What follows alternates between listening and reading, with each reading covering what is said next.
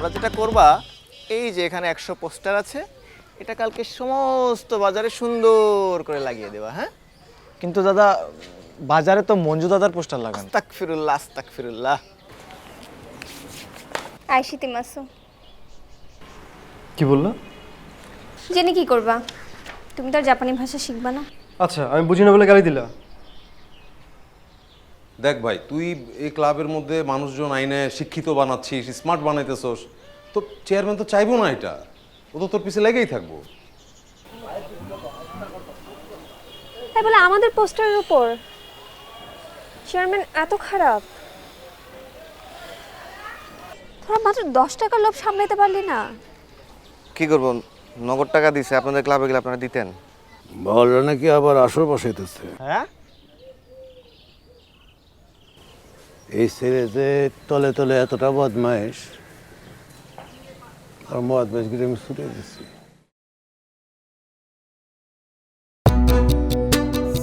প্রিয় গ্রামবাসী, আপনারা সবাই আমাদের এই বাউল কাকাকে চিনেন। এই গ্রামে তার জন্ম। ছোটবেলা থেকে আমরা তার গান শুনে বড় হয়েছি। তিনি তার গানের মাধ্যমে আমাদেরকে শিখিয়েছেন ভালোবাসার কথা, সাম্যের কথা, জাতপাত নির্বিশেষে সবাইকে ভালোবাসার কথা, একসাথে থাকার কথা। উনি যে গাছের নিচে সাধনা করতেন, সেই গাছটা আমাদের চেয়ারম্যান কেটে ফেলেছে, যেন এই গ্রামে কোনো শিল্প চর্চা না হয়, কোনো গানের চর্চা না হয়। একটা জিনিস মনে রাখতে হবে, যে সমাজে শিল্পের চর্চা না হয়, গানের চর্চা না হয়, খেলাধুলোর চর্চা না হয়, সে সমাজ কখনো এগোয় না। আর এই বৃক্ষ যেটা আমাদের বাঁচিয়ে রেখেছে, সেটা কেটে ফেলার মতো নিকৃষ্টতম কাজ আমাদের জব্বার চেয়ারম্যান করেছে। তার প্রতিবাদ স্বরূপ আপনাদের সকলকে আমন্ত্রণ করা হয়েছে, যেন যে কোনো অন্যায়ের বিরুদ্ধে আমরা প্রতিরোধ করে তুলতে পারি। এবং আমরা এই সিদ্ধান্তে উপনীত হয়েছি যে গ্রামে আমরা সকলে মিলে বৃক্ষ রোপণ করব, যেন আগামী প্রজন্ম এটা ছায়া পায়। আর আজকে এখানে আমাদের শ্রদ্ধেয় বাউল কাকা আপনাদের সামনে কিছু কথা বলবেন, তার গান পরিবেশন করবেন। বাউল কাকা।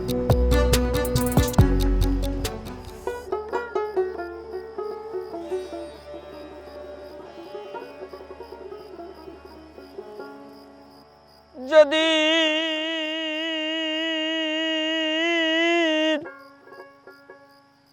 হিন্দু মুসলমান, যেদিন হিন্দু মুসলমান বৌদ্ধ আর খ্রিস্টান, ওরে জাতি গতির ভেদ নাই রবে, এমন মানব সমাজ কবে গো সৃজন হবে, এমন মানব সমাজ।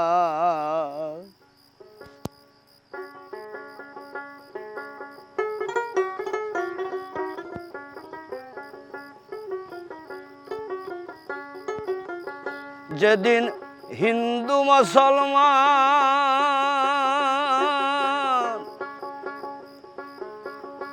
খেপা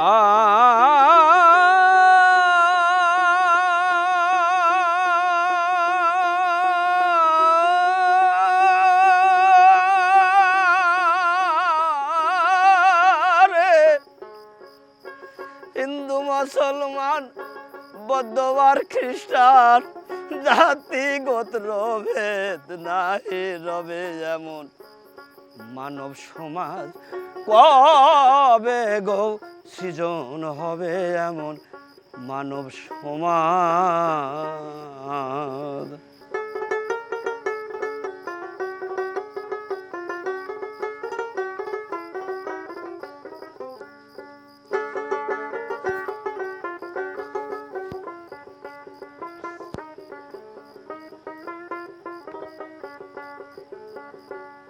শোনাইয়া লোভের বুলি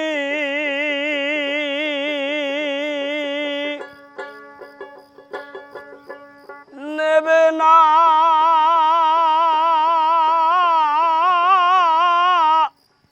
কেউ কান্দের ঝুলি শোনাইয়া লোভের বুলি নেবে না কান্দের ঝুলি জড়াই তোর আশরাফ বুলি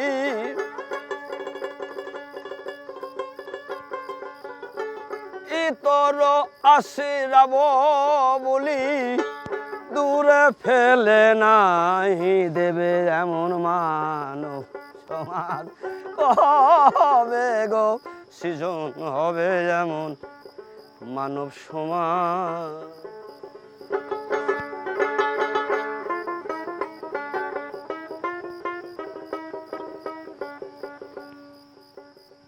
ধর্মকুলার গোত্রজ্ঞাতি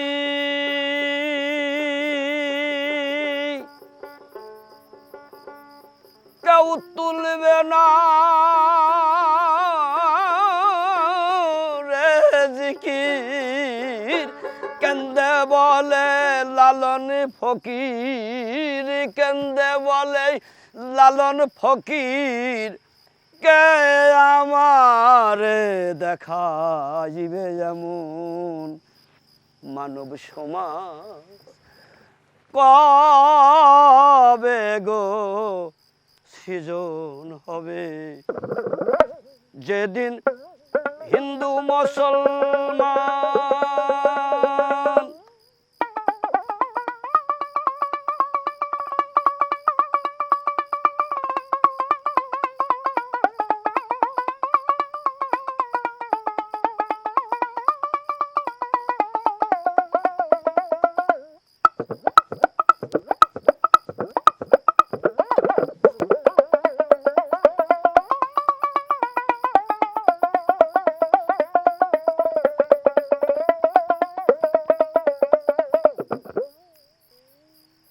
সম্মানিত সুধী, আমার দয়াল আমার গুরুদেব এই যন্ত্রটা খুব ভালোবাসতো, বলতো তুই গান যেখানেই গাবি এই যন্ত্রটা একটু বাজিবি। সেই সূত্রেই আমি একটু বাজাইছি, আমার ভুল ত্রুটি আপনারা ক্ষমা করবেন। জয় গুরু।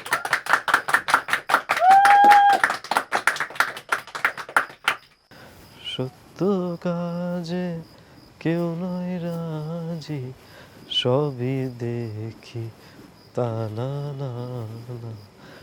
জাত গেল বলে একই আজব কারখানা। জাত গেল। Anything wrong?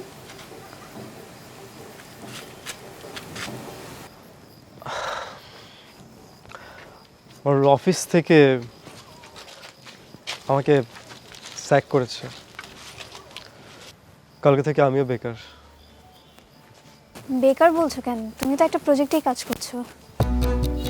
হ্যাঁ, কিন্তু টাকা পয়সা ছাড়া কতদিন এই বেকার অবস্থায়? দেখো মঞ্জু, আমরা যে কাজে নেমেছি সেটার জন্য অনেক ধৈর্য ধরতে হবে।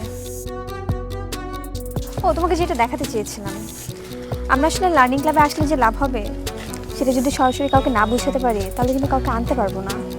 সরাসরি লাভ মানে? আমরা যদি কাউকে ফ্রিল্যান্সিং করাতে পারি, একটা দুইটা কাজ শিখাতে পারি, সে কাজ থেকে যদি ওরা টাকা ইনকাম করে তখন ওরা কাজ শিখতে আরও আগ্রহী হবে। এটা অনেক সময়ের ব্যাপার।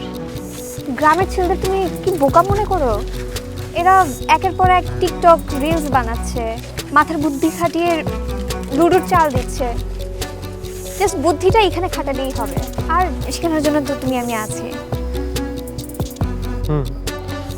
তাহলে একটা কাজ করি, কালকে যেয়ে ওদের সাথে আমরা আরেকবার কথা বলি।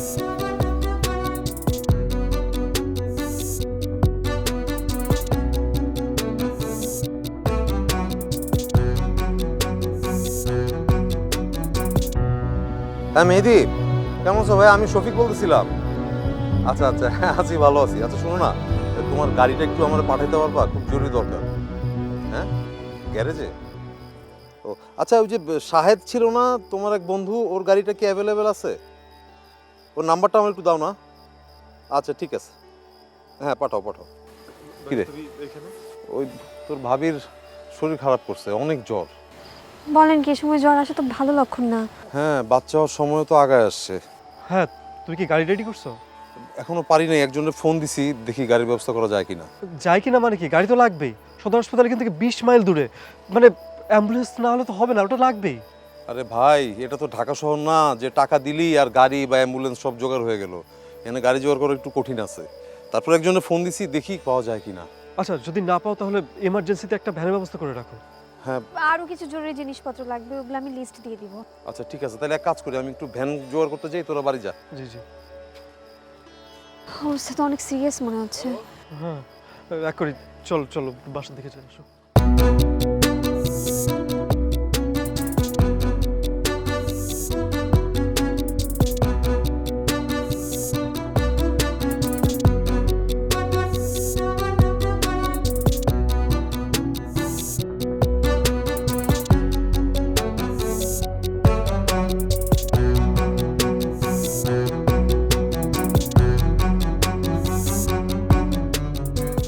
বাবা, তুমি খামাখামি এত কষ্ট করলে বাবা। এই গ্রামের পোলা পাইন টাকা ছাড়া কিচ্ছু বুঝে না বাবা, সব অলস হয়ে গেছে।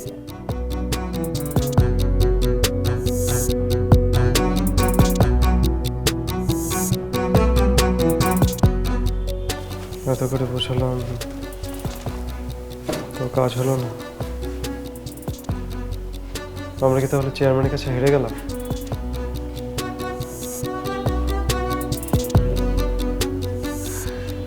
আমরা হারতে পারি না মঞ্জু, দেখে যাও।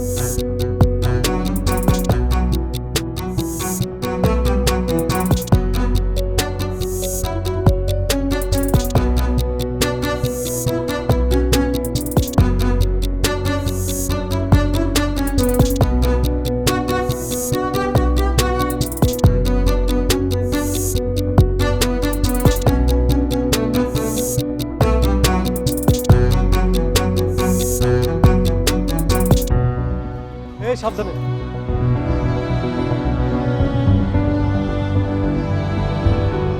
ধরো ধরো ধরো।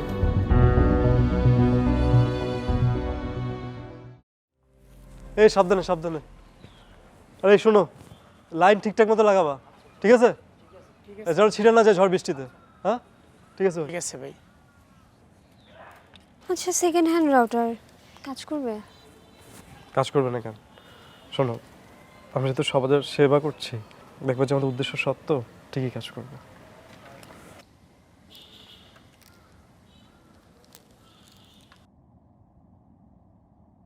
কিরে, বাড়ি যাবি না?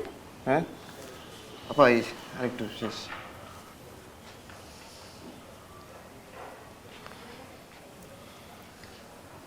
এক ফ্রেন্ড কিছু টাকা পাঠিয়েছে, but that's not enough. Research fund থেকে আমিও কিছু টাকা পেয়েছি। আরে না, ওটা খরচ করো না প্লিজ। ধার হিসেবে দিচ্ছি, পরে কিন্তু শোধ করতে হবে।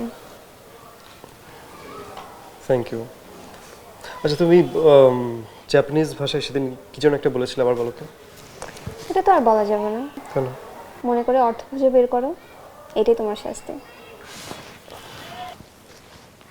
আপা একটু দেখেন তো। মঞ্জু, দেখে যাও। পেমেন্ট রিসিপ্ট $100 পলাশ, তুই $100 রিসিভ করছিস? সাবাস বেটা, ভেরি গুড। কি কর ভাই, $100 কয় টাকা? 12,000 টাকা। সাবাস বেটা।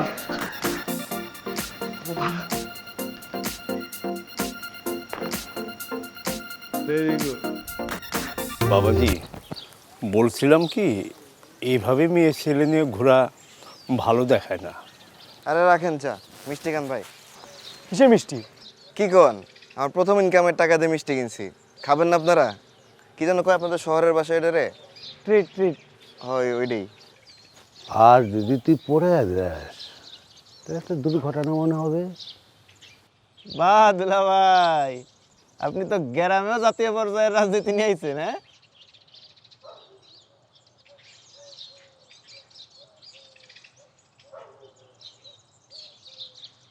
এই যে মঞ্জু চামড়া, তুই 2 দিন আইসো গ্রামে, ঘুরবি ফিরবি, বাবা বাতাস খাবি, চলে যাবি না?